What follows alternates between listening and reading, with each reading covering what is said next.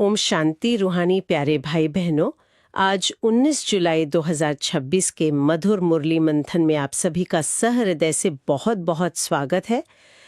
ज़रा सोचिए, अगर आज हमें ये पता चले कि हमारे भीतर चलने वाला एक छोटा सा मैं या हमारा जो सूक्ष्म अहंकार है वही हमारी 63 जन्मों की सारी मानसिक थकावट का मुख्य कारण है। हाँ, बिल्कुल। तो क्या हम उस भारी बोझ को आज और अभी उतारना नहीं चाहेंगे?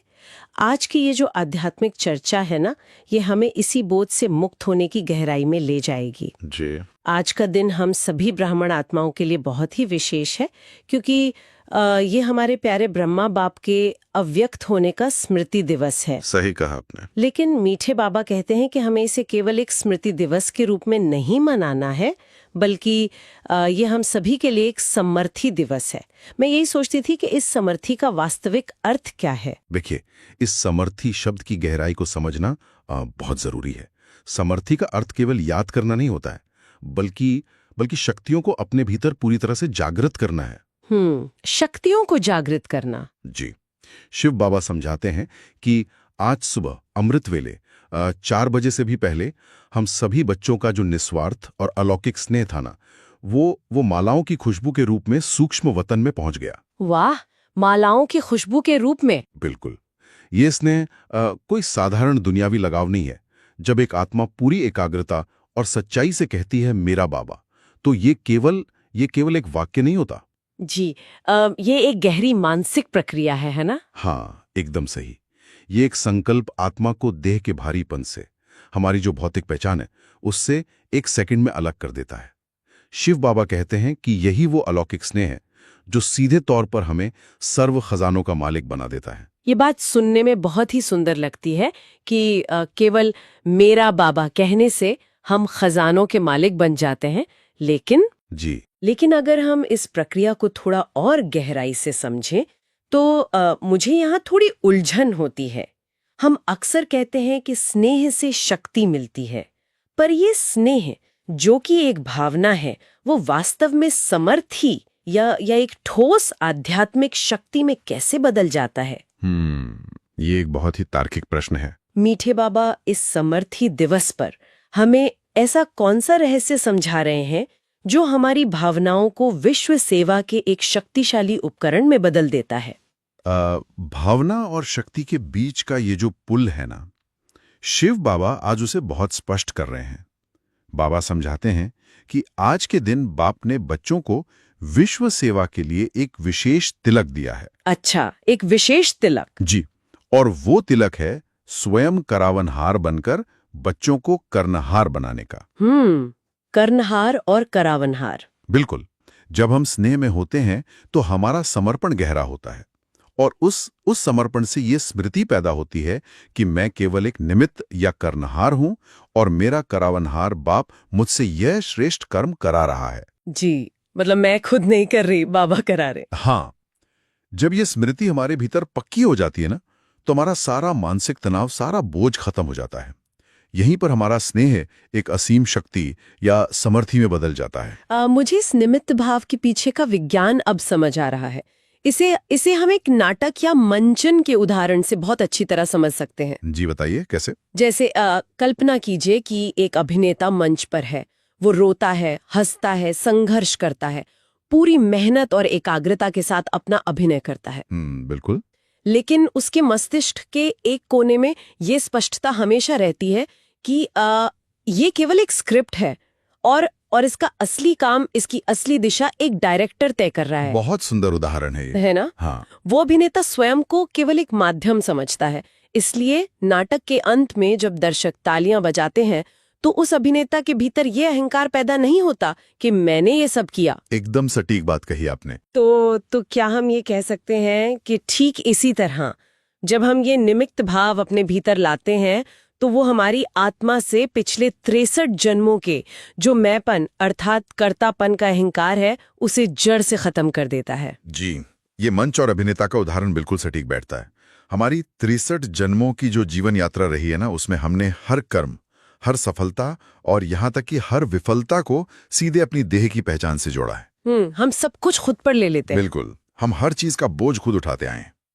लेकिन जब आत्मा ये गहराई से स्वीकार कर लेती है कि करावनहार करा रहा है, मैं केवल निमित्त करनहार हूं, तो उस अहंकार की जड़ ही कट जाती है। क्योंकि जब आप करता ही नहीं है तो अभिमान किस बात का? सही कहा ना? हाँ, शिव बाबा समझाते हैं कि यह एक शुद्ध स्मृति आत्मा को बहुत ही निर्माण अर्थात अत्यंत नम्र बना देती है।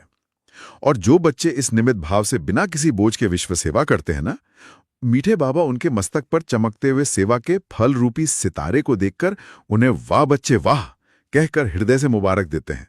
वाह वाह बच्चे वाह। ये सुनकर ये आत्मा एक अजीब सी शांति महसूस करती है। जी, सच में। लेकिन जब हम यथार्थ जीवन की बात करते हैं तो ये थोड़ा चुनौतीपूर्ण लगता है।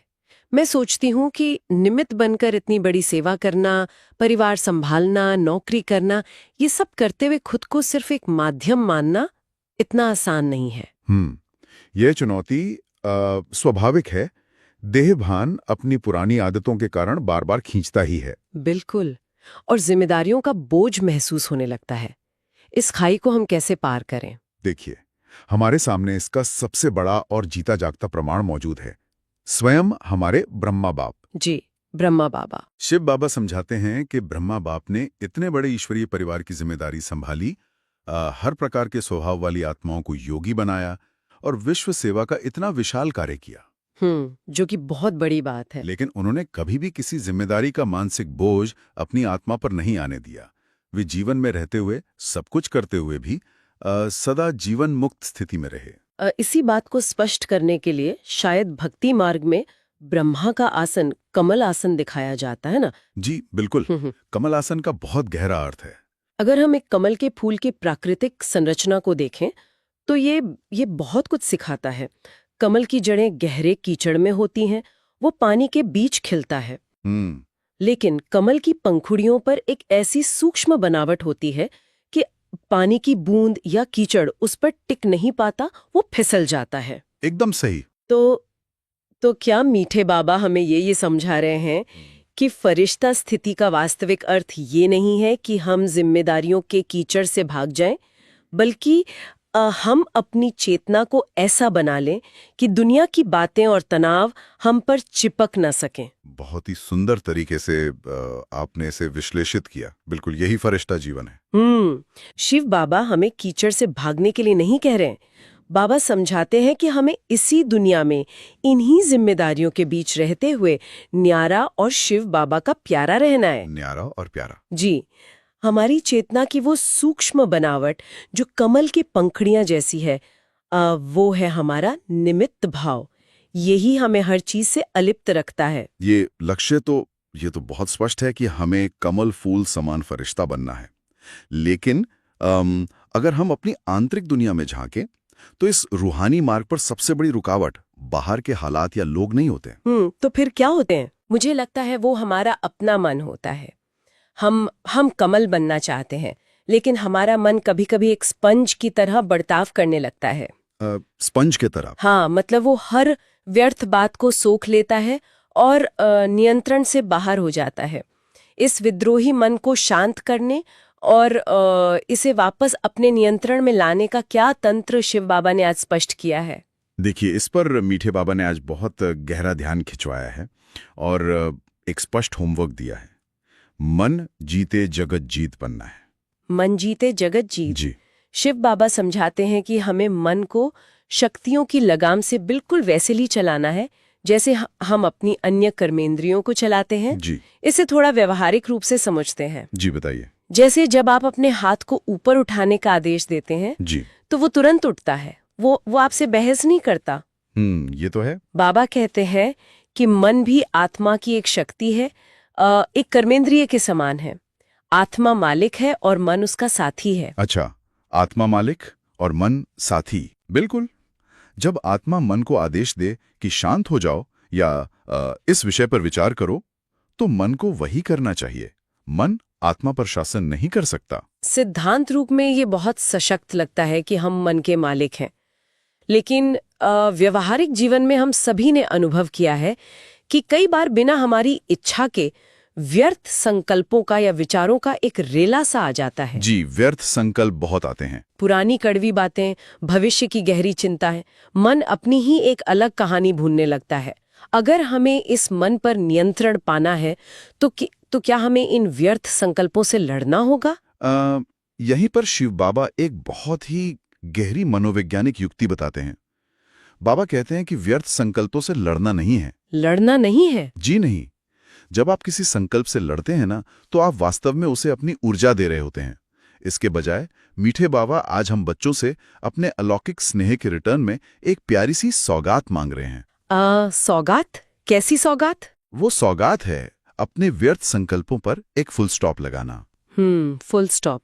लेकिन ये फुल स्टॉप लगाने की प्रक्रिया, ये काम कैसे करती है? ये बिल्कुल एक चैनल बदलने जैसा है। शिव बाबा समझाते हैं कि बीती सो बीती का दृढ़ अभ्यास करो। बीती सो बीती। जी।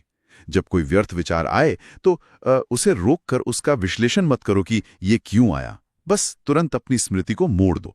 खुद को याद दिलाओ कि मैं मालिक आत्मा हूं। मतलब बस अपनी पहचान पक्की करनी है? बिल्कुल। जैसे ही आप अपनी पहचान एक रूहानी मालिक के रूप में पक्की करते हैं ना, वो व्यर्थ संकल्प स्वयं ही शक्तिहीन होकर गिर जाता है। बाबा चाहते हैं कि हम इस संकल्प शक्ति का उपयोग करके दिखाएं कि हम मंजीत हैं। ये बहुत ही स्पष्ट और व्यावहारिक तरीका है। लड़ना नहीं है, बल्कि अपनी पहचान बदलकर संकल्पों के चैनल बदल देना है। जी, एकदम सही। लेकिन एक स्थिति और आती है। जब सब कुछ सामान्य चल रहा हो तब तो चैनल बदलना आसान है। जी। पर मान लीजिए जीवन में अचानक कोई बड़ा संकट आ जाए। संकट के समय? जी, जैसे कोई स्वास्थ्य की गंभीर समस्या, आर्थिक नुकसान या परिवार में कोई बड़ा विवाद। उस समय मन में डर और असुरक्षा इतनी हावी हो जाती है कि ये फुल स्टॉप काम नहीं करता। हाँ, ये स्वाभाविक है। तो ऐसे तूफानी समय में मन को स्थिर रखने का क्या उपाय है? देखिए, ऐसे तूफानी समय के लिए शिव बाबा ने एक बहुत ही मजबूत एंकर यानी लंगर की युक्ति दी है। जी। जैसे जब कोई समुद्री जहाज भारी तूफान में फंस जाता है तो नाविक लहरों से लड़ता नहीं है। जी। बल्कि वो जहाज का भारी एंकर गहरे समुद्र के तल में डाल देता है ताकि जहाज स्थिर रहे। शिव बाबा समझाते हैं कि जब परिस्थितियां बहुत तेजी से ऊपर नीचे हो रही हों, तब सदा बाबा के साथ अपने सर्व संबंधों को याद करें। सर्व संबंधों को? हाँ, और उनसे हुई प्राप्तियों को याद करें। यही हमारा आध्यात्मिक एंकर है। अच्छा, यानी हमें उस समय शिव बाबा को केवल एक निराकार ईश्वर के रूप में नहीं, बल्कि अपने व्यक्तिगत संबंधों से महसूस करना है। जी बिल्कुल। मीठे बाबा कहते हैं कि वो कभी हमारा मीठा बाप है, तो कभी प्यारा बच्चा, और कभी हमारा सबसे करीबी सखा या दोस्त बन जाता है। बाबा को दोस्त मानना। हाँ, जब आप संकट में हो और बाबा को अपना दोस्त मान के अपनी सारी चिंताएं उसे सौंप देना, तो मन का डर तुरंत खत्म हो जाता है। क्योंकि जहां सच्चा स्नेह और संबंध होता है, वहां कमजोरी टिक नहीं सकती। ये सच में ये एक बहुत ही सुरक्षित अनुभूति है। बाबा के साथ ये संबंध हमारा सबसे बड़ा सहारा है। शिव बाबा समझाते हैं कि वो हर बच्चे के साथ पल पल सहयोगी बन जाते हैं। उन प्राप्तियों की स्मृति ही मन को तूफानों के बीच एकदम शांत और सुरक्षित कर देती है। जी, लेकिन मैं ये सोच रही थी कि इस गहरे प्यार और संबंध को रोजमर्रा के व्यस्त जीवन में ताजा रखने का, उस एंकर को रोज मजबूत करने का साधन क्या है? वो है बाबा का सबसे प्रिय खजाना, मधुर मुरली, है ना? बिल्कुल, मधुर मुरली। मीठे बाबा कहते हैं कि शिव बाबा का सबसे अधिक प्यार अपनी मुरली से है। इसलिए जो बच्चा कहता है मेरा बाबा, उसका पहला प्यार बाप की मुरली से होना चाहिए। और मुरली के प्रति इस प्यार का सबसे उत्कृष्ट उदाहरण शिव बाबा आज ब्रह्मा बाप के जीवन से दे रहे हैं। जी, बाबा समझाते हैं कि ब्रह्मा बाप ने अपने पूरे जीवन में एक दिन भी मुरली मिस नहीं की। एक भी दिन नहीं? जी नहीं। चाहे परिस्थितियां कैसी भी रही हों, वे कहीं सफर कर रहे हों, उन्होंने हमेशा मुरली का ध्यान किया। यहां तक कि जिस दिन ब्रह्मा बाबा अव्यक्त हुए ना, वो उनका अंतिम दिन था। उनका अंतिम दिन। शरीर में बहुत कमजोरी थी और सुबह की क्लास भी नहीं हो पाई थी। फिर भी उन्होंने शाम को क्लास कराई, बच्चों को मुरली सुनाई और उसके बाद ही अपने भौतिक शरीर का त्याग किया। ये प्रसंग सुनकर सच में हृदय बहुत भर आता है। अंतिम दिन शरीर की उस स्थिति में भी मुरली सुनाना। जी, यह घटना दर्शाती है कि मुरली केवल एक नियम नहीं, बल्कि आत्मा का भोजन है। यह साबित करता है कि मुरली हमारे लिए आध्यात्मिक ऑक्सीजन की तरह है। मीठे बाबा कहते हैं कि बिना किसी अत्यंत उचित कारण के कभी भी मुरली मिस नहीं करनी चाहिए। बिल्कुल। और इसी मुरली में शिव बाबा हमें वर्तमान समय की पुकार भी सुना रहे हैं। वर्तमान समय की पुकार। जी, बाबा समझाते हैं कि आज प्रकृति के पांचों तत्व और मनुष्य आत्माएं अत्यंत दुखी और अशांत हैं। वो पुकार रही हैं, इसलिए हमें जो भी विश्व सेवा करनी है उसे कल पर नहीं छोड़ना है, बल्कि अब करना है। इस अब शब्द की अहमियत ये बहुत गहरी है। शिव बाबा कहते हैं कि समय का कोई भरोसा नहीं है। एक ऐसा समय भी आ सकता है जब हमारे भीतर सेवा करने की बहुत इच्छा होगी, लेकिन परिस्थितियां या समय हमें अनुमति नहीं देंगे। इसलिए सेवा को टालना नहीं चाहिए। बिल्कुल। ब्राह्मण जीवन में सेवा करना कोई अतिरिक्त कार्य नहीं है, ये श्वास लेने के समान है। जैसे बिना श्वास के शरीर नहीं चल सकता, वैसे ही बिना सेवा के ब्राह्मण जीवन कमजोर हो जाता है। ये बात बिल्कुल सत्य है कि सेवा हमारा श्वास है, लेकिन दूसरों की सेवा करने से पहले हमारी स्वयं की स्थिति बहुत मजबूत होनी चाहिए, है ना? जी, बिल्कुल होनी चाहिए। अगर हम अंदर से खाली हैं, तो दूसरों को क्या देंगे? मीठे बाबा के समीप जाने और एक शक्तिशाली सेवाधारी बनने के लिए हमें स्वयं के भीतर कौन सी विशेष धारणा लानी होगी? इसका उत्तर शिव बाबा ने आज के वरदान में बहुत ही स्पष्टता से दिया है। बाबा ने कहा है, सच्चाई और सफाई की धारणा द्वारा संपूर्ण मूर्त भव। सच्चाई और सफाई। जी, मीठे बाबा समझाते हैं कि हमारे दिलों में बिल्कुल सफाई होनी चाहिए। इसे ऐसे समझे जैसे एक साफ पारदर्शी कांच होता है। उस कांच के आर पार सब कुछ बिल्कुल स्पष्ट दिखाई देता है। पारदर्शी कांच। ठीक वैसे ही हमारा मन, हमारे भाव और हमारा स्वभाव दूसरों के सामने बिल्कुल पारदर्शी होना चाहिए। जो हमारे अंदर है वही बाहर होना चाहिए। कोई छिपाव या दोहरापन नहीं होना चाहिए। ये पारदर्शी कांच का उदाहरण बहुत कुछ स्पष्ट कर देता है। जब हम अंदर से कुछ और होते हैं और बाहर कुछ और दिखाते हैं, तभी रिश्तों में तनाव आता है। बिल्कुल सही कहा आपने। शिव बाबा समझाते हैं कि जब आपस में ये सच्चाई और सफाई होती है, तो स्वभाव के भिन्नता के कारण जो टकराव होता है वो समाप्त हो जाता है। जब हमारे भाव और स्वभाव एक हो जाते हैं, तभी हम ब्राह्मण आत्माएं सही मायने में संपूर्ण मूर्त कहलाती हैं। और इसी संपूर्णता और सेवा को व्यावहारिक रूप में लाने के लिए आज का स्लोगन बहुत ही कमाल का है। शिव बाबा कहते हैं, बिगड़े हुए को सुधारना ये सबसे बड़ी सेवा है। बिगड़े हुए को सुधारना, अगर हम इसे रोजमर्रा के जीवन से जोड़ें तो ये स्लोगन बहुत बड़ी परीक्षा लगता है। कैसे? मान लीजिए आप अपने कार्यस्थल पर है और आपके किसी सहकर्मी ने एक बहुत बड़ी गलती कर दी, जिससे पूरे महीने की मेहनत खराब हो गई। जी, एक बिगड़ी हुई परिस्थिति पैदा हो गई। हाँ। ऐसी स्थिति में मानव स्वभाव तुरंत क्रोधित होने या आरोप लगाने का होता है। हम बिना खुद को परेशान किए इस बिगड़े हुए को कैसे सुधार सकते हैं? देखिए, ये एक बहुत ही सुंदर और व्यावहारिक सवाल है। शिव बाबा का ये स्लोगन यहीं पर काम आता है। जब कोई परिस्थिति या किसी का मूड बिगड़ता है ना, तो सबसे पहली चीज जो हमें करनी है वो ये कि हमारा अपना मूड न बिगड़े। मतलब खुद शांत रहना है। जी, अगर उस सहकर्मी की गलती देखकर आप भी क्रोधित हो गए, तो आप बिगड़े हुए को सुधार नहीं रहे हैं, बल्कि आप उस गंदगी में और इजाफा कर रहे हैं। ये तो है। बाबा समझाते हैं कि हमें अपनी शुभ भावनाओं और शुभ कामनाओं की शक्ति का प्रयोग करना है। शांत रहकर अपनी आंतरिक स्थिरता से उस व्यक्ति को ये महसूस कराना है कि गलती सुधारी जा सकती है। यही सच्चे सेवाधारी की निशानी है। ये बहुत गहरी बात है कि बिगड़े हुए को सुधारने के लिए सबसे पहले खुद को बिगड़ने से बचाना है। बिल्कुल, स्वयं स्थिर रहकर अशांत को शांत करना है। और ये तभी संभव है जब हमारे पास वो उच्च स्तरीय मानसिक नियंत्रण हो, जिसे मीठे बाबा आज के अव्यक्त इशारे में ज्वाला स्वरूप स्थिति कहते हैं। जी, ज्वाला स्वरूप स्थिति। बाबा समझाते हैं कि हमें एक सेकंड में बिंदी स्वरूप बनकर व्यर्थ देहभान से मुक्त होने वाली कंट्रोलिंग पावर लानी है। ये ऐसा है जैसे चलती हुई गाड़ी में एक पावरफुल ब्रेक लगाना। बहुत सुंदर तुलना है ये। जहां मन और बुद्धि को लगाना चाहें, बस एक स्टॉप कहें और मन वहीं पूरी तरह एकाग्र हो जाए। एकदम सही। ये ज्वाला स्वरूप स्थिति ही हमारे मन जीते जगत जीत बनने का अंतिम प्रमाण है।